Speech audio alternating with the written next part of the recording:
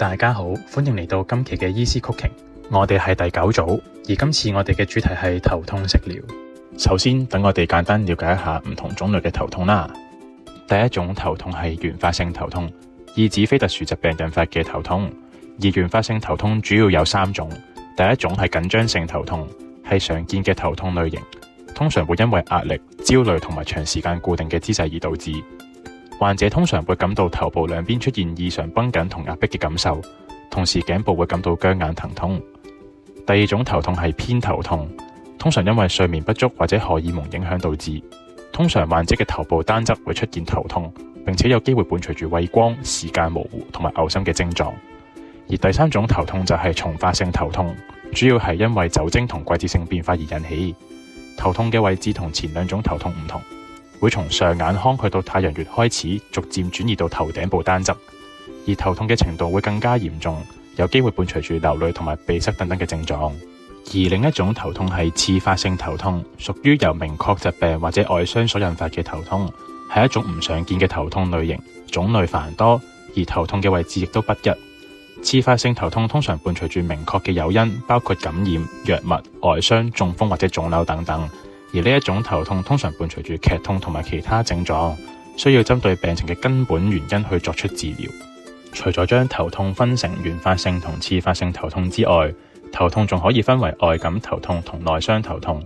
其中外感頭痛嘅類型包括風寒、風熱同風濕引致嘅頭痛，而內傷頭痛嘅症型就包括肝陽上亢、腎精不足、淤血阻絡、痰濁上擾同埋氣血虛弱導致嘅頭痛。外感類型嘅3種頭痛都係風邪同其他邪氣合邪所導致。首先包括風寒引致嘅頭痛，風為陽邪，有向上同向外嘅特性，容易傷人上部。因此，當風寒從外侵襲嘅時候，會循足太陽膀胱經上犯，會令經氣壅擠堵塞，胃氣不能外達。呢一種頭痛嘅症型發病急，痛感會連及頸項。當遇冷風嘅時候，頭痛會加劇，惡風畏寒，成日怕凍，仲會周身酸痛添。而第二種外感頭痛就係風熱引致嘅頭痛，風易襲陽胃而熱性上炎。當患者遭遇風熱嘅時候，邪氣就會上攻頭目清竅，令頭脹痛。另外，熱性傷津會導致口乾，所以風熱頭痛嘅症型除咗發病急之外，仲包括頭部脹痛、遇熱會令頭痛加劇，怕凍又發熱，仲會咽痛口乾。第三種外感頭痛係風濕導致嘅頭痛，風寒兼夾濕邪會令邪氣上犯頭目，並且阻塞清竅。濕困脾陽會阻礙脾臟運化氣血津液，因此風濕頭痛嘅症型特點就係頭痛好似俾布包住一樣，仲有四肢困重、胸悶腹脹。另一方面，內傷類型嘅頭痛有5種，包括肝陽上亢導致嘅頭痛、腎虛頭痛、淤血頭痛、痰濁頭痛同埋氣血虛弱導致嘅頭痛。首先，當肝臟陰不配陽，引致肝陽上亢嘅時候，肝臟嘅陽氣就會從頭部兩側嘅肝經向上浮動，上擾清竅，令到頭部兩側脹痛眩暈。另外，肝火擾心，因為心藏神嘅緣故，肝火擾亂神明，就會引起心煩易怒嘅症狀。而腎藏精亦係氣之根，腎虛精血不足，精血不能上榮於腦，就會導致頭部胸痛同埋腰膝酸軟。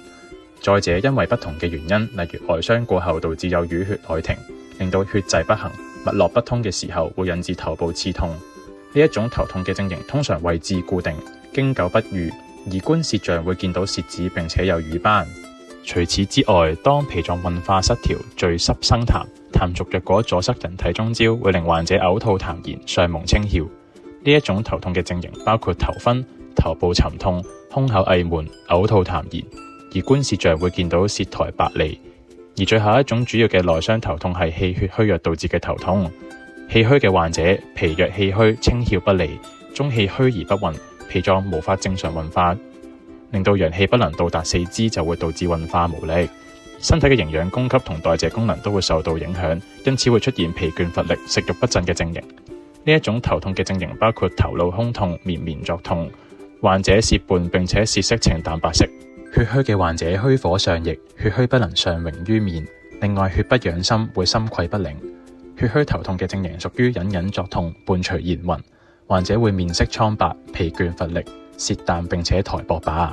喺介紹過咁多種唔同類型、成因同埋症型嘅頭痛當中，氣血虛弱導致嘅頭痛係最容易因為現代都市人生活急促同埋忙碌嘅作息所導致嘅，包括飲食失調、思慮傷脾、熬夜失眠同埋勞累過度，分別導致脾胃虛弱鬱結、肝血耗傷同埋氣血過耗，最後導致臟腑嘅運化受阻、氣血兩虛。